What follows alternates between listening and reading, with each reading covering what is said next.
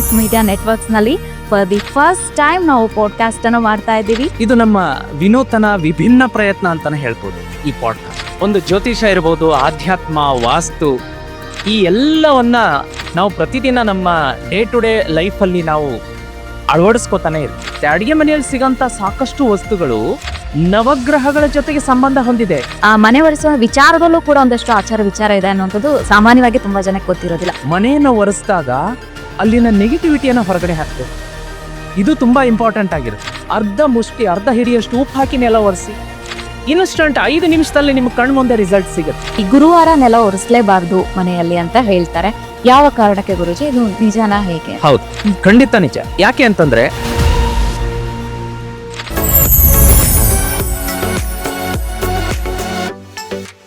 Hi, hello, ನಮಸ್ತೆ. Jeet media networks ಎಂದೆಂದಿಗೂ ನಿಮ್ಮೊಂದಿಗೆ ಯೂಟ್ಯೂಬ್ ಚಾನಲ್ಗೆ ನಿಮ್ಮೆಲ್ರಿಗೂ ಕೂಡ ಪ್ರೀತಿಯ ಸ್ವಾಗತ. ನಾನು ನಿಮ್ಮ ರಕ್ಷಾ. ಜೀತ್ ಮೀಡಿಯಾ ನೆಟ್ವರ್ಕ್ಸ್ ನಿಮ್ಮೆಲ್ರಿಗೂ ಕೂಡ ಗೊತ್ತಿದೆ. ಇಷ್ಟು ದಿನ ಜೀತ್ ಮೀಡಿಯಾ ನೆಟ್ವರ್ಕ್ಸಲ್ಲಿ ಸುಧೀಂದ್ರ ದೇಶಪಾಂಡೆ ಗುರುಗಳು ನಿಮ್ಮ ಮುಂದೆ ಒಂದು ಸಾಕಷ್ಟು ಮಾಹಿತಿಗಳನ್ನ ನೀಡ್ತಾ ಇದ್ರು. ವಾಸ್ತುಶಾಸ್ತ್ರ ಆಗಿರ್ಬೋದು, ಅಥವಾ ದಿನನಿತ್ಯ ನಾವು ಆಚರಣೆ ಮಾಡಬೇಕಾದಂಥ ಆಚಾರ ವಿಚಾರಗಳಾಗಿರ್ಬೋದು, ನಮ್ಮ ಮನೆಯ ಸಮೃದ್ಧಿಗೆ ನಾವು ಏನೇನು ಮಾಡಬೇಕು, ಯಾವ ರೀತಿಯಾದಂಥ ಆಚಾರಗಳನ್ನ ನಾವು ಮಾಡಬೇಕು, ಅದೆಲ್ಲದರ ಬಗ್ಗೆ ನಿಮಗೆ ಯೂಟ್ಯೂಬ್ ವಿಡಿಯೋ ಮೂಲಕ ಆಗಿರ್ಬೋದು, ಲೈವ್ ಮೂಲಕ ಆಗಿರ್ಬೋದು ಸಾಕಷ್ಟು ಮಾಹಿತಿಯನ್ನು ತಿಳಿಸ್ಕೊಡ್ತಾ ಇದ್ರು.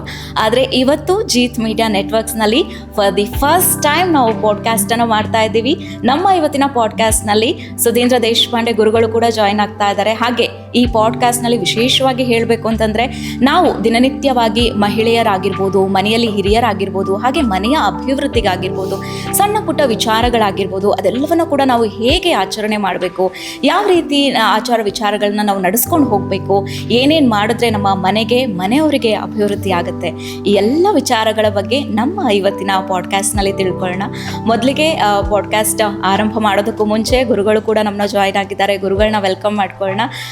ಸುಧೀಂದ್ರ ದೇಶಪಾಂಡೆ ಗುರುಗಳು ಆಲ್ರೆಡಿ ಇವತ್ತಿನ ಪಾಡ್ಕಾಸ್ಟ್ಗೆ ರೆಡಿಯಾಗಿ ಬಂದಿದ್ದಾರೆ. ಗುರುಗಳೇ, ಕಾರ್ಯಕ್ರಮಕ್ಕೆ, ಪಾಡ್ಕಾಸ್ಟ್ಗೆ ಫಾರ್ ದಿ ಫಸ್ಟ್ ಟೈಮ್ ನಮ್ಮ ಚಾನಲ್ನಲ್ಲಿ ಮಾಡ್ತಾ ಇರುವಂಥದ್ದು. ನಮಸ್ಕಾರ ನಿಮಗೆ. ಹಾಗೆ ಕಾರ್ಯಕ್ರಮಕ್ಕೆ, ಪಾಡ್ಕಾಸ್ಟ್ಗೆ ಸ್ವಾಗತ.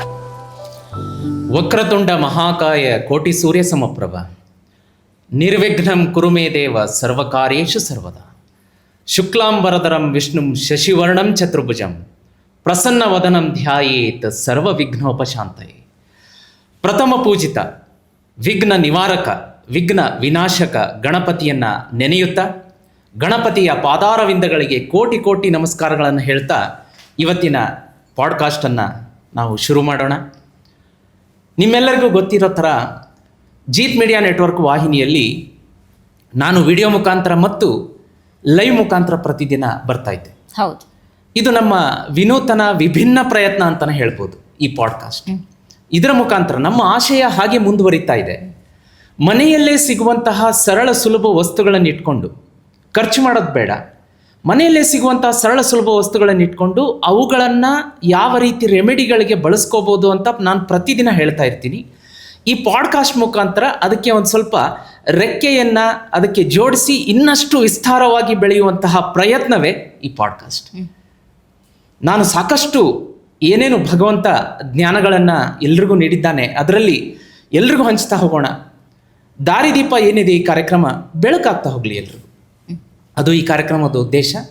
ಇವತ್ತಿನ ವಿಷಯ ತುಂಬ ಇಂಟ್ರೆಸ್ಟಿಂಗ್ ಆಗಿದೆ, ಎಲ್ಲರೊಂದಿಗೆ ಹಂಚ್ಕೊಳ್ಳೋದಕ್ಕೂ ತುಂಬ ಖುಷಿ ಆಗುತ್ತೆ. ಓಕೆ ಗುರುಗಳೇ, ಮೊದಲನೇದಾಗಿ ನಮ್ಮ ಈ ಪಾಡ್ಕಾಸ್ಟ್ನಲ್ಲಿ ನಾವು ಮೊದಲನೇ ಎಪಿಸೋಡ್ ಹಾಗೆ ಮಾಡ್ತಾ ಇರೋದ್ರಿಂದಾಗಿ ಈ ಪಾಡ್ಕಾಸ್ಟ್ ಅನ್ನೋಂಥದ್ದನ್ನು ಮಾಡಬೇಕು, ಜನರಿಗೆ ವಿಶಿಷ್ಟವಾದ, ಆಮೇಲೆ ಗೊತ್ತಿಲ್ಲದೆ ಇರುವಂಥ ಚಿಕ್ಕ ಪುಟ್ಟ ವಿಚಾರಗಳ ಬಗ್ಗೆ ನಾನು ತಿಳಿಸ್ಕೊಡ್ಬೇಕು ಅಂತ ನಿಮಗೆ ಅನಿಸಿದ್ದು ಯಾಕೆ ಗುರುಗಳೇ? ಹೌದು, ಯಾಕೆ ಅಂತಂದರೆ ನೋಡಿ, ಇವತ್ತು ಒಂದು ಜ್ಯೋತಿಷ ಇರ್ಬೋದು, ಆಧ್ಯಾತ್ಮ, ವಾಸ್ತು, ಈ ಎಲ್ಲವನ್ನ ನಾವು ಪ್ರತಿದಿನ ನಮ್ಮ ಡೇ ಟು ಡೇ ಲೈಫಲ್ಲಿ ನಾವು ಅಳವಡಿಸ್ಕೋತಾನೆ ಇರ್ತೀವಿ. ಇದನ್ನು ಹೊರತಾಗಿ ಜೀವನ ಇಲ್ಲ ಅಂತ ಅನಿಸುತ್ತೆ. ಏನೇ ಇರಲಿ, ಈಗ ಮದುವೆಗೆ ಮನೆಯಲ್ಲಿ ಗಂಡು ಹೆಣ್ಣು ನೋಡಬೇಕಾದ್ರೂ ಕೂಡ ಒಂದು ಜಾತಕ ಪರಿಶೀಲನೆ ಮಾಡಿ ಹೊಂದಾಣಿಕೆ ಆದರೆ ಮಾತ್ರ ನಾವು ಮದುವೆ ಅನ್ನೋ ಒಂದು ಮದುವೆ ಘಟ್ಟ, ಅದು ಜೀವನಕ್ಕೆ ತಿರುವು ಕೊಡುವಂಥದ್ದು, ಅದಕ್ಕೆ ಕೈ ಹಾಕ್ತೀವಿ. ಒಂದು ಮಕ್ಕಳನ್ನ ಸ್ಕೂಲಿಗೆ ಅಡ್ಮಿಷನ್ ಮಾಡಬೇಕು, ಕಾಲೇಜಿಗೆ ಅಡ್ಮಿಷನ್ ಮಾಡಬೇಕು, ಏನೇ ಇರಲಿ, ಈ ಥರದ ಏನೇ ಚಿಕ್ಕ ಪುಟ್ಟ ಒಂದು ಮಹತ್ವದ ವಿಷಯಗಳಿರಲಿ, ಅದಕ್ಕೆ ಈ ಜ್ಯೋತಿಷ್ಯ, ವಾಸ್ತು, ನ್ಯೂಮರಾಲಜಿ ಎಲ್ಲವೂ ಕೂಡ ಅಪ್ಲೈ ಆಗುತ್ತೆ. ಆದರೆ ನಮ್ಮ ಒಂದು ಮುಖ್ಯ ಉದ್ದೇಶ ಏನಪ್ಪ ಅಂದರೆ ಖರ್ಚು ಮಾಡೋದು ಬೇಡ. ಸಾಕಷ್ಟು ಖರ್ಚು ಮಾಡಿ ಅದರಿಂದ ಫಲ ಸಿಗಲಿಲ್ಲ ಅಂತ ತಲೆ ಕೆಡಿಸ್ಕೊಂಡು ಕೊಡೋದು ಬೇಡ. ಅದಕ್ಕೆ ಪರ್ಯಾಯ ಮಾರ್ಗ ಏನಿದೆ? ನಮ್ಮ ಮನೆ, ನಮ್ಮ ಅಡುಗೆ ಮನೆಯಲ್ಲೇ ಸಾಕಷ್ಟು ವಸ್ತುಗಳು ಸಿಗುತ್ತೆ. ಅಡುಗೆ ಮನೆಯಲ್ಲಿ ಸಿಗೋಂಥ ಸಾಕಷ್ಟು ವಸ್ತುಗಳು ನವಗ್ರಹಗಳ ಜೊತೆಗೆ ಸಂಬಂಧ ಹೊಂದಿದೆ. ಗೋಧಿ, ಅರಿಶಿಣ, ಸಾಸಿವೆ, ಬೆಳ್ಳುಳ್ಳಿ, ಏಲಕ್ಕಿ, ಮೆಣಸು ಎಲ್ಲವೂ ಕೂಡ ಗ್ರಹಗಳ ಜೊತೆಗೆ ಸಂಪರ್ಕ ಸಂಬಂಧ ಹೊಂದಿರುವಂಥದ್ದು. ಏಲಕ್ಕಿ ತಗೊಳ್ಳಿ, ಶುಕ್ರನ ಜೊತೆಗೆ ಸಂಪರ್ಕ ಇದೆ. ಹೀಗೆ ಪ್ರತಿಯೊಂದು ವಸ್ತು ಕೂಡ ಗ್ರಹಗಳ ಜೊತೆಗೆ ಸಂಪರ್ಕ ಇರುವಾಗ ಖರ್ಚು ಮಾಡೋದು ಬೇಡ. ಮನೆಯಲ್ಲಿರುವಂಥ ವಸ್ತುಗಳನ್ನು ತಗೊಂಡು ರೆಮಿಡಿ ಮಾಡ್ಕೊಂಡು ಜೀವನದಲ್ಲಿ ಗೆಲ್ಲೋಣ, ಇದು ನಮ್ಮ ಉದ್ದೇಶ. ಸರಿ ಗುರುಗಳೇ, ಈಗಿನ ಕಾಲದಲ್ಲಿ ನಾವು ಏನೇ ಮಾಡಬೇಕಾದ್ರೂ ಇಷ್ಟು ಖರ್ಚಾಗುತ್ತೆ ಅಷ್ಟು ಖರ್ಚು ಆಗುತ್ತೆ ಅಂತ ಹೇಳೋರ ಮಧ್ಯೆ ನಿಮ್ಮ ಮಾತು ತುಂಬ ವಿಶಿಷ್ಟವಾಗಿ ತುಂಬ ವಿಭಿನ್ನವಾಗಿ ಅನ್ನಿಸ್ತಿದೆ. ಅದಕ್ಕೆ ಅನ್ಸುತ್ತೆ ನಮ್ಮ ಈ ಜೀತ್ ಮೀಡಿಯಾ ನೆಟ್ವರ್ಕ್ಸ್ಗೆ ಅಷ್ಟೊಂದು ಫಾಲೋವರ್ಸ್ ಕೂಡ ಇರೋಂಥದ್ದು. ಓಕೆ ಗುರುಗಳೇ, ಈಗ ಸಾಮಾನ್ಯವಾಗಿ ಈ ಮಹಿಳೆಯರು ಮನೆ ಒರೆಸುವಂಥ ವಿಚಾರ, ಮನೆ ಒರೆಸುವ ವಿಚಾರದಲ್ಲೂ ಕೂಡ ಒಂದಷ್ಟು ಆಚಾರ ವಿಚಾರ ಇದೆ ಅನ್ನುವಂಥದ್ದು ಸಾಮಾನ್ಯವಾಗಿ ತುಂಬ ಜನಕ್ಕೆ ಗೊತ್ತಿರೋದಿಲ್ಲ. ಮನೆ ಒರೆಸುವಾಗ ಯಾವ್ಯಾವ ಅಂಶಗಳನ್ನ ನಾವು ಗಮನದಲ್ಲಿ ಇಟ್ಕೋಬೇಕು, ಅದ್ರ ಬಗ್ಗೆ ತಿಳಿಸ್ಕೊಡಿ ಗುರುಗಳೇ. ಆಯ್ತು, ತುಂಬ ಒಳ್ಳೆ ಪ್ರಶ್ನೆ ಕೇಳಿದ್ರಿ. ಯಾಕೆಂತಂದ್ರೆ ಮನೆಯ ನೆಲ ಏನು ಒರೆಸ್ತೀವಿ ಅದನ್ನು ಒರೆಸ್ಬೇಕಾದ್ರೆ ಆಚಾರ ವಿಚಾರಗಳು ಖಂಡಿತ ಇದೆ. ಹೇಗಪ್ಪ ಅಂತಂದರೆ, ಮನೆಯ ನೆಲ ಒರೆಸ್ಬೇಕಾದ್ರೆ ಮುಖ್ಯವಾಗಿ ನಾವೇನು ನೆನಪಲ್ಲಿ ಇಟ್ಕೋಬೇಕು, ಸುಮ್ಮನೆ ನೆಲ ಒರೆಸ್ಬಿಡೋದಲ್ಲ. ನೆಲವನ್ನು ಅದನ್ನು ಯಾಕೆ ಒರೆಸ್ತೀವಿ? ನಾವು ಹೇಗೆ ಸ್ನಾನ ಮಾಡಿದರೆ ಮೈ ಮನಸ್ಸು ಶುದ್ಧಿ ಆಗುತ್ತೆ, ಅದೇ ರೀತಿ ಮನೆಯನ್ನು ಒರೆಸಿದಾಗ ಅಲ್ಲಿನ ನೆಗೆಟಿವಿಟಿಯನ್ನು ಹೊರಗಡೆ ಹಾಕಬೇಕು. ಇದು ತುಂಬ ಇಂಪಾರ್ಟೆಂಟ್ ಆಗಿರುತ್ತೆ. ಸರಿ, ಮನೆಯಿಂದ ನೆಗೆಟಿವಿಟಿ ಯಾಕೆ ಹೊರಗಡೆ ಹಾಕಬೇಕು? ಒಂದು 4 ಉದಾಹರಣೆ ಕೊಟ್ಟು ನಾನು ಹೇಳ್ತೀನಿ ಯಾಕೆ ಅಂತ, ಮನದಟ್ಟು ಮಾಡಿಸ್ತೀನಿ ನಾನು. ಈಗ ಮನೆಯಲ್ಲಿ ಒಂದು ಮಗು ಇದೆ, ಅದು ಸ್ಕೂಲ್ಗೆ ಹೋಗ್ತಾ ಇದೆ, 5th 6th ಸ್ಟ್ಯಾಂಡರ್ಡ್ ಇದೆ ಅಂದ್ಕೊಳ್ಳಿ. ಅದು ವಾಪಸ್ ಬರುತ್ತೆ, ಅದಕ್ಕೆ ಸ್ಟಡಿಯಲ್ಲಿ ಕಾನ್ಸಂಟ್ರೇಷನ್ ಆಗ್ತಾ ಇರೋದಿಲ್ಲ. ಈಗ ಬುಕ್ ಓಪನ್ ಮಾಡ್ಕೊಂಡು ಕೂತ್ಕೋತಾನೆ, ಸಡನ್ಲಿ ಆತ ಮೊಬೈಲ್ ತಗೋತಾನೆ, ಅಥವಾ ಟಿ ವಿ ನೋಡ್ಬೋದು, ಅಥವಾ ಆಟಕ್ಕೆ ಹೋಗ್ಬೋದು. ಆಟ ಮುಖ್ಯ ಇಲ್ಲ ಅಂತಿಲ್ಲ, ಬಟ್ ಅದರಲ್ಲೇ ಜಾಸ್ತಿ ಟೈಮ್ ವೇಸ್ಟ್ ಮಾಡಿದರೆ, ಫೋನು ಸ್ವಲ್ಪ ಹೊತ್ತು ಒಂದು 5 ನಿಮಿಷ 10 ನಿಮಿಷ ನೋಡಲಿ, ಅದರಲ್ಲೇನೆ 2 hours 3 hours ಸ್ಪೆಂಡ್ ಮಾಡಿದರೆ ಹೇಗೆ? ಹೀಗೆ ಆತನ ಮೈಂಡ್ ಫೋಕಸ್ ಏನಿರುತ್ತೆ ಸಬ್ಜೆಕ್ಟ್ ಮೇಲೆ ಇರಬೇಕೇ ಹೊರತಾಗಿ ಡಿವಿಯೇಷನ್ ಆಗಬಾರ್ದು. ಆತ ಹೊರಗಡೆ ಇದ್ದಾಗ ಓಕೆ, ಶಾಲೆಯಲ್ಲೆಲ್ಲ ಚೆನ್ನಾಗಿ ಸ್ಟಡಿ ಮಾಡ್ತಾನೆ, ಸ್ಪೋರ್ಟ್ಸಲ್ಲಿದ್ದಾನೆ, ಮತ್ತೊಂದಿದ್ದಾನೆ. ಆದರೆ ಅದೇ ಆತ ಮನೆಗೆ ಬಂದ ಮೇಲೆ ಆತನಿಗೆ ಯಾಕೆ ಕಾನ್ಸಂಟ್ರೇಷನ್ ಆಗ್ತಾ ಇಲ್ಲ, ಸ್ಟಡಿ ಯಾಕೆ ತಲೆಗೆ ಹೋಗ್ತಾ ಇಲ್ಲ? ಇನ್ನೊಂದು, ನಿಮ್ಮ ಮನೆಯಲ್ಲಿ ಯಾರಾದರೂ ಜಾಬಿಗೆ ಹೋಗ್ತಾ ಇದ್ದಾರೆ, ಆಫೀಸಿಗೆ ಹೋಗ್ತಾ ಇದ್ದಾರೆ, ಅವರಿಗೆ ಆಫೀಸಲ್ಲಿ ಯಾಕೆ ಇನ್ಕ್ರಿಮೆಂಟ್ ಆಗ್ತಾ ಇಲ್ಲ, ಆಫೀಸಲ್ಲಿ ಸ್ಯಾಲ್ರಿ ಯಾಕೆ ಜಾಸ್ತಿ ಸಿಗ್ತಾ ಇಲ್ಲ? ಅವ್ರು ಕೆಲಸ ಮಾಡ್ತಾ ಇದ್ದಾರೆ, ಅವ್ರ ಕ್ರೆಡಿಟ್ ಬೇರೆಯವ್ರು ಯಾಕೆ ತಗೋತಾ ಇದ್ದಾರೆ? ಇದನ್ನು ನಾವು ಯೋಚನೆ ಮಾಡಿದ್ದೀವಾ? ಇಲ್ಲ, ನಮ್ಮ ಹಣೆ ಬರ ಸರಿ ಇಲ್ಲ, ಮಗೊಂದಿಲ್ಲ ಅಂತ ನಾವು ಕಂಪ್ಲೇಂಟ್ ಮಾಡ್ತಾ ಇರ್ತೀವಿ. ಮೂಲ ಬೇರು ನಿಮ್ಮ ಮನೆಯಲ್ಲಿದೆ, ನಮ್ಮ ಮನೆಯಲ್ಲಿದೆ, ಅದನ್ನು ನಾವು ಕ್ಲೀನ್ ಮಾಡ್ಕೋಬೇಕು. ನೆಗೆಟಿವ್ ಎನರ್ಜಿ ಅಲ್ಲಿಂದ ಹೊರಗಡೆ ಹಾಕಬೇಕು, ಅಂದಾಗ ನಮಗೆ ಅಭಿವೃದ್ಧಿ. ಇನ್ನೊಂದು ಉದಾಹರಣೆ ಹೇಳ್ತೀನಿ. ವ್ಯಾಪಾರ ಇದೆ ಅಂದ್ಕೊಳ್ಳಿ, ವ್ಯಾಪಾರ ಚೆನ್ನಾಗಿ ನಡೀತಾ ಇಲ್ಲ, ಅಂಗಡಿಯಲ್ಲಿ ಗ್ರಾಹಕರು ದಿನಕ್ಕೆ ಕಡಿಮೆ ಆಗ್ತಾ ಇದ್ದಾರೆ. ಯಾಕೆ ಕಡಿಮೆ ಆಗ್ತಾ ಇದ್ದಾರೆ? ಮನೆಯಲ್ಲಿದೆ ಪ್ರಾಬ್ಲಮ್ಮು. ಅದಕ್ಕೋಸ್ಕರ ಮನೆಯನ್ನ ನೆಲ ಒರೆಸ್ಬೇಕಾದ್ರೆ ಅರ್ಥ ಮಾಡ್ಕೊಳ್ಳಿ ದಯವಿಟ್ಟು, ಅದಕ್ಕೆ ಒಂದು ಸ್ವಲ್ಪ ಉಪ್ಪು ಹಾಕಿ ನೆಲ ಒರೆಸ್ಬೇಕು. ಉಪ್ಪು ಹಾಕಿ ನೆಲ ಒರೆಸೋದ್ರಿಂದ ಸಡನ್ ಆಗಿ ನಿಮಗೆ, ಇದು ಕೇವಲ ಮನೆಗೆ ಸಂಬಂಧಪಟ್ಟದ್ದಲ್ಲ, ಮನೆ ಇದೆಯಾ, ಸ್ಕೂಲ್ ಇದೆಯಾ, ಕಾಲೇಜ್ ಇದೆಯಾ, ಹಾಸ್ಪಿಟ್ಲ್ ಇದೆಯಾ, ವ್ಯಾಪಾರದ ಸ್ಥಳ ಇದೆಯಾ, ಈಗಿಂದನೇ ನೀವು ಇಂಪ್ಲಿಮೆಂಟ್ ಮಾಡ್ಕೊಂಡು ನೋಡಿ. ನೆಲ ಒರೆಸುವಂತಹ ಒಂದು ನೀರಿಗೆ ಒಂದು ಅರ್ಧ ಮುಷ್ಟಿ, ಅರ್ಧ ಹಿಡಿಯಷ್ಟು ಉಪ್ಪು ಹಾಕಿ ನೆಲ ಒರೆಸಿ. ಇನ್ಸ್ಟಂಟ್ 5 ನಿಮಿಷದಲ್ಲೇ ನಿಮ್ಗೆ ಕಣ್ಣು ಮುಂದೆ ರಿಸಲ್ಟ್ ಸಿಗುತ್ತೆ. ತುಂಬ ರಿಲ್ಯಾಕ್ಸ್ ಆಗುತ್ತೆ ಮೈ ಮನಸ್ಸಿಗೆ. ನೆಗೆಟಿವ್ ಎನರ್ಜಿ ಹೊರಗಡೆ ಹೋಗುತ್ತೆ, ಪಾಸಿಟಿವ್ ಎನರ್ಜಿ ಒಳಗಡೆ ಬರುತ್ತೆ. ಆ ಥರ ಮಾಡಿದಾಗ ಆ ಮಗುಗೂ ಕೂಡ ಓದೋದಕ್ಕೆ ಫೋಕಸ್ ಬರುತ್ತೆ. ಆಫೀಸಲ್ಲೂ ಕೆಲಸ ಮಾಡೋರಿಗೆ ಮನದಟ್ಟಾಗುತ್ತೆ, ಅವ್ರಿಗೂ ಇನ್ಕ್ರಿಮೆಂಟ್ ಆಗುತ್ತೆ, ಪ್ರಮೋಷನ್ ಆಗುತ್ತೆ, ವ್ಯಾಪಾರ ವ್ಯವಹಾರ ಎಲ್ಲ ಚೆನ್ನಾಗಾಗುತ್ತೆ. ಹಾಗಾಗಿ ನೆಲ ಒರೆಸೋದಕ್ಕೂ ಕ್ರಮ ಇದೆ. ವಾರದಲ್ಲಿ 2 ದಿವಸ 3 ದಿವಸ ಉಪ್ಪು ಹಾಕಿ ನೆಲ ಒರೆಸ್ಬೇಕು. ಇದು ತುಂಬ ಇಂಪಾರ್ಟೆಂಟ್. ಉಪ್ಪಿನ ಬಗ್ಗೆ ಹೇಳಿದ್ರಿ, ಅದು ಸಾಮಾನ್ಯವಾಗಿ ಎಲ್ಲ ಅಡುಗೆ ಮನೆಯಲ್ಲಿರುವಂಥ ಒಂದು ಉಪ್ಪು ಪದಾರ್ಥ ಆಗಿರುತ್ತೆ. ಯಾವಾಗಲೂ ನಾವು ಅದನ್ನ ಹಾಕಿ ನೆಲ ಒರೆಸುವಂಥದ್ದು, ಅಥವಾ ಅದ್ರ ಜೊತೆಗೆ ಬೇರೆ ಏನಾದರೂ ನಾವು ಮಿಶ್ರಣ ಮಾಡ್ಬೋದಾ, ಹೇಗೆ? ಬೇಡ. ತುಂಬ ನಾನು ನೋಡಿದ್ದೀನಿ, ಎಲ್ಲ ಕಡೆಗೂ ನಾನು ಸೋಷಿಯಲ್ ಮೀಡಿಯಾದಲ್ಲಿ ನೋಡ್ತಾ ಇರ್ತೀನಿ. ಉಪ್ಪಿನ ಜೊತೆಗೆ ಎಲ್ಲರೂ ತಪ್ಪು ಮಾಡುವಂಥದ್ದು ಏನು ಅಂತಂದರೆ, ಗಂಜಳ ಹಾಕ್ತೀವಿ ಅಂತಾರೆ, ಅರಿಶಿಣ ಹಾಕ್ತೀವಿ ಅಂತಾರೆ. ನಾನು ಆಗಲೇ ಮೊದಲೇ ಹೇಳಿದೆ, ಪ್ರತಿಯೊಂದು ವಸ್ತು ಕೂಡ ಒಂದೊಂದಕ್ಕೂ ಸಂಬಂಧ ಇರೋದ್ರಿಂದ ಆ 3 ಸೇರಿಸಬಾರ್ದು.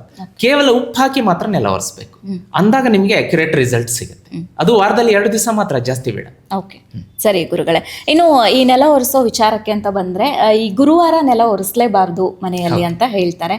ಯಾವ ಕಾರಣಕ್ಕೆ ಗುರುಜಿ, ಇದು ನಿಜನಾ, ಹೇಗೆ? ಹೌದು, ಖಂಡಿತ ನಿಜ. ಯಾಕೆ ಅಂತಂದ್ರೆ, ಗುರುವಾರ ನಾವು ನೆಲ ಒರೆಸೋದ್ರಿಂದ ಗುರುಗ್ರಹ ವೀಕ್ ಆಗುತ್ತೆ. ಗುರುಗ್ರಹ ವೀಕ್ ಆದರೆ ಗುರುಬಲ ಹೊರಟೋಗುತ್ತೆ. ನೀವು ಕೇಳಿರ್ಬೋದು, ಮದುವೆ ಆಗ್ಬೇಕಾದ್ರೆ ಗುರುಬಲ ಇಲ್ಲ, ಮದುವೆ ಸೆಟ್ ಆಗ್ತಾ ಇಲ್ಲ, ಕೆಲಸ ಸಿಗ್ತಾ ಇಲ್ಲ, ವ್ಯಾಪಾರ ಅಭಿವೃದ್ಧಿ ಇಲ್ಲ. ದಯಮಾಡಿ ಈ ಹಿಂದೆ ನೀವು ತಪ್ಪು ಮಾಡ್ತಾ ಇದ್ರೆ ಈಗಲೇ ನಿಲ್ಲಿಸ್ಬಿಡಿ. ಗುರುವಾರ ಮಾತ್ರ ನೆಲ ಒರ್ಸಕ್ಕೆ ಹೋಗಬೇಡಿ. ಕಸ ಗುಡಿಸ್ಕೊಳ್ಳಿ, ಗುರುವಾರ ಮಾತ್ರ ನೆಲ ಒರೆಸಬಾರ್ದು. ಗುರುಗ್ರಹ ವೀಕ್ ಆಗುತ್ತೆ, ಲಕ್ಷ್ಮಿ ಮನೆಯಿಂದ ಹೊರಗಡೆ ಹೋಗ್ತಾಳೆ. ಈ ತಪ್ಪು ಮಾಡಕ್ಕೆ ಹೋಗಬೇಡಿ. ಓಕೆ, ಇನ್ನು ನೀವು ಹೇಳ್ದಂಗೆ ಗುರುಗಳೇ, ವಾರದಲ್ಲಿ ಒಂದು 2-3 ದಿನ ಅಷ್ಟೇ ಮನೆ ಒರೆಸ್ಬೇಕು ಅಂತ ಹೇಳಿದ್ರೆ, ಈ ಥರ ಮಾಡೋದ್ರಿಂದ ಮನೆಗೇನು ಒಳ್ಳೇದಾಗುತ್ತೆ, ಏನು ಅಭಿವೃದ್ಧಿ ಆಗುತ್ತೆ, ಅದ್ರ ಬಗ್ಗೆ ಏನು ಹೇಳಿ? ಖಂಡಿತ, ನಾನು ಆಗಲೇ ಹೇಳಿದ ಹಾಗೆ ಇದು ಒಟ್ಟಿಗೆ ಒಂದೇ ವಾರಕ್ಕೆ ನಿಮಗೆ ರಿಸಲ್ಟ್ ಸಿಗಲ್ಲ. ಈಗ ಉಪ್ಪು ಹಾಕಿ ನೀವು ನೆಲ ಒರೆಸೋದ್ರಿಂದ 2 ದಿವಸಕ್ಕೆ ರಿಸಲ್ಟ್ ಎಕ್ಸ್ಪೆಕ್ಟ್ ಮಾಡಬಾರ್ದು. ಯಾಕೆಂದರೆ ಹುಟ್ಟಿದ ಮಗು ಅಂಬೆಗಾಲಿಟ್ಟು ಅದಕ್ಕೆ ನಡಿಯಕ್ಕೆ ಬಂದು ಅದು ಒಂದು ಪ್ರೊಸೆಸ್ ಇರುತ್ತೆ. ಹಾಗೆ ಯಾವುದೇ ರೆಮಿಡಿ ಮಾಡಿದ್ರು, ಸ್ಪಿರಿಚುವಲ್ ರೆಮಿಡೀಸ್ ಮಾಡಿದ್ರು, ಯೂನಿವರ್ಸಲ್ ರೆಮಿಡೀಸಿಂದ ನಮಗೆ 41 ದಿವಸದ ಒಂದು ಮಂಡಲ ಅಂತ ಇರುತ್ತೆ, ಅನುಷ್ಠಾನ ಇರುತ್ತೆ. ಹಾಗಾಗಿ ಇದನ್ನು ಮಾಡ್ತಾ ಹೋಗ್ಬೇಕು. ನೀವು ಅನುಷ್ಠಾನಗಳನ್ನು ಮಾಡ್ತಾ ಹೋದಾಗ ರಿಸಲ್ಟ್ ಬರ್ತಾ ಹೋಗುತ್ತೆ. ಉಪ್ಪಿಂದು ಕೂಡ ಅಷ್ಟೇ, ನೀವು ಮಾಡ್ತಾ ಹೋದಾಗೆ ಮನೆಯಲ್ಲಿ ಜಗಳ ನಡೀತಾ ಇದ್ರೆ ನಿಮಗೆ ಸ್ಲೋಲಿ ಸ್ಟಾಪ್ ಆಗ್ತಾ ಬರುತ್ತೆ ಜಗಳ. ಆಮೇಲೆ ಮಗು ಆತನಿಗೆ ಸ್ಟಡಿಯಲ್ಲಿ ಫೋಕಸ್ ಇಲ್ಲ ಅಂದರೆ ಫೋಕಸ್ ಆಗ್ತಾ ಬರುತ್ತೆ. ಆಫೀಸಲ್ಲಿ ನಿಮ್ಮ ಮನೆಯಲ್ಲಿ ಯಾರಾದರೂ ಜಾಬ್ಗೆ ಹೋಗ್ತಾ ಇದ್ರೆ ಅವರೇ ಬಂದು ಹೇಳ್ತಾರೆ ನಿಮಗೆ, ಇವತ್ತು ನನಗೆ ಆಫೀಸಲ್ಲಿ ಈ ಥರ ಇನ್ಕ್ರಿಮೆಂಟ್ ಆಯಿತು, ಸ್ಯಾಲ್ರಿ ಹೆಚ್ಚಾಯಿತು, ನನಗೆ ಎಲ್ಲ ರಿವಾರ್ಡ್ ಸಿಗ್ತಾ ಇದೆ. ಮೊದಲು ನನ್ನ ಶ್ರಮವನ್ನು ಬೇರೆಯವ್ರು ತಗೋತಾ ಇದ್ರು, ಈಗ ನನಗೆ ಶ್ರಮ ಒಂದು ರಿವಾರ್ಡ್ ಸಿಗ್ತಾ ಇದೆ. ನಿಮ್ಮ ಕಣ್ಣು ಮುಂದೆ ಇನ್ಸ್ಟೆಂಟಾಗಿ ರಿಸಲ್ಟ್ ಸಿಗುತ್ತೆ. ನಾನು ಇದನ್ನು ಹೇಳೋದು ಬೇಡ, ನೀವು ಅದನ್ನ ಮಾಡ್ಕೊಂಡು ನೋಡಿ, ನಿಮಗೆ ಖಂಡಿತ ಡೆಫಿನೆಟ್ಲಿ ರಿಸಲ್ಟ್ ಸಿಗುತ್ತೆ. ಕಮೆಂಟಲ್ಲಿ ಹೇಳ್ತೀರಾ, ಅಷ್ಟು ನನಗೆ ವಿಶ್ವಾಸ ಇದೆ. ತುಂಬ ಇಂಟ್ರೆಸ್ಟಿಂಗ್ ವಿಚಾರಗಳನ್ನ ಹೇಳ್ತಿದ್ದೀರಾ ಗುರುಗಳೇ. ಆಮೇಲೆ ಈ ಮಹಿಳೆಯರು ಈ ನೆಲ ಒರೆಸುವಂಥ ವಿಚಾರಕ್ಕೆ ಬೇರೆ ಏನೇನು ಅಂಶಗಳನ್ನ ಗಮನದಲ್ಲಿ ಇಟ್ಕೊಂಡು ಮಾಡಬೇಕಾಗುತ್ತೆ ಅಂತ ಗುರುಗಳೇ, ಅದ್ರ ಬಗ್ಗೆ? ಈ ಅಂಶ ಗಮನದಲ್ಲಿ ಇಟ್ಕೊಳ್ಳಿ. ಅದ್ರ ಜೊತೆಗೆ ಜಾಸ್ತಿ ಅಂದರೆ ಉಪ್ಪು ಹಾಕಿ ನೆಲ ಒರೆಸೋದ್ರಲ್ಲಿ ವಾರದಲ್ಲಿ 2 ದಿವಸ ಮಾತ್ರ ಮಾಡಿ, ಜಾಸ್ತಿ ಮಾಡೋದು ಬೇಡ. 3 ದಿವಸ, 4 ದಿವಸ, 5 ದಿವಸ ಈ ಥರ ಮಾಡಿದರೆ ಲಕ್ಷ್ಮಿ ಮನೆಯಿಂದ ಹೊರಟು ಹೋಗ್ತಾಳೆ. ಹಾಗಾಗಿ ನಾವು ಲಕ್ಷ್ಮಿಯನ್ನು ಆಹ್ವಾನ ಮಾಡಿ ನಿಲ್ಲಿಸಬೇಕೇ ಹೊರತಾಗಿ ಹೊರಗಡೆ ಕಳಿಸ್ಬಾರ್ದಲ್ವಾ. ಸೊ ಹಾಗಾಗಿ ವಾರದಲ್ಲಿ 2 ದಿವಸ ಮಾತ್ರ ನೆಲ ಒರೆಸ್ಕೊಳ್ಳಿ, ಗುರುವಾರ ಮಾತ್ರ ನೆಲ ಒರೆಸೋದು ಬೇಡ. ಅದ್ರ ಜೊತೆಗೆ ನೀವು ದೇವ್ರ ಮನೆ ಇರುತ್ತಲ್ವ, ಆ ದೇವರ ಕೋಣೆಯನ್ನು ಒರೆಸ್ಬೇಕಾದ್ರೆ ಸ್ಪೆಸಿಫಿಕ್ ಆಗಿ ಒಂದು ಸ್ವಲ್ಪ ಅರಿಶಿಣ ಪುಡಿಯನ್ನು ನೀರಲ್ಲಿ ಹಾಕಿ ದೇವ್ರ ಮನೆ ಕ್ಲೀನ್ ಮಾಡಿಕೊಂಡ್ರೆ ಮನೆಯಲ್ಲಿ ಕಳೆ, ಶಾಂತಿ, ನೆಮ್ಮದಿ, ಅಭಿವೃದ್ಧಿ ಇಷ್ಟು ಮಾಡಿಕೊಂಡ್ರೆ ಸಾಕು. ಸರಿ ಗುರುಗಳೇ, ಇವತ್ತಿನ ಪಾಡ್ಕಾಸ್ಟ್ನಲ್ಲಿ ಮಹಿಳೆಯರು ಮನೆ ಒರೆಸುವ ಸಂದರ್ಭದಲ್ಲಿ ಏನೇನು ಅಂಶಗಳನ್ನ ಗಮನದಲ್ಲಿ ಇಟ್ಕೋಬೇಕು, ಯಾವ್ಯಾವ ಅಂಶಗಳನ್ನ ನಾವು ನೆಲ ಒರೆಸುವಂಥ ನೀರಿಗೆ ಹಾಕಿದ್ರೆ ಮನೆಗೆ ಒಳಿತಾಗುತ್ತೆ ಅನ್ನೋಂಥ ವಿಚಾರದ ಬಗ್ಗೆ ಇವತ್ತಿನ ಪಾಡ್ಕಾಸ್ಟ್ನಲ್ಲಿ ತುಂಬ ಇಂಟ್ರೆಸ್ಟಿಂಗ್ ವಿಚಾರವನ್ನು ತಿಳಿಸ್ಕೊಟ್ಟಿದ್ದೀರಾ. ಹಾಗೆ ಈ ಪಾಡ್ಕಾಸ್ಟ್ ನೀವೆಲ್ಲರೂ ಕೂಡ ನೋಡ್ತಿದ್ದೀರಾ ವೀಕ್ಷಕರೇ, ಸಾಕಷ್ಟು ಮಾಹಿತಿನ ತಿಳಿಸ್ಕೊಡ್ತಿದ್ದೀರಾ. ಹಾಗೆ ಇಂಥದ್ದೇ ಮತ್ತಷ್ಟು ಕಂಟೆಂಟ್ಗಳು ಪಾಡ್ಕಾಸ್ಟ್ ಮೂಲಕ ನಿಮ್ಮ ಮುಂದೆ ಬರುತ್ತೆ. ಕೀಪ್ ವಾಚಿಂಗ್, ಕೀಪ್ ಸಪೋರ್ಟಿಂಗ್ ಅಂತ ಹೇಳ್ತಾ ಇವತ್ತಿನ ಪಾಡ್ಕಾಸ್ಟನ್ನು ಇಲ್ಲಿಗೆ ಮುಗಿಸ್ತಾ ಇದ್ದೀವಿ. ಥ್ಯಾಂಕ್ ಯು ಗುರುಗಳೇ. ನಮಸ್ಕಾರ.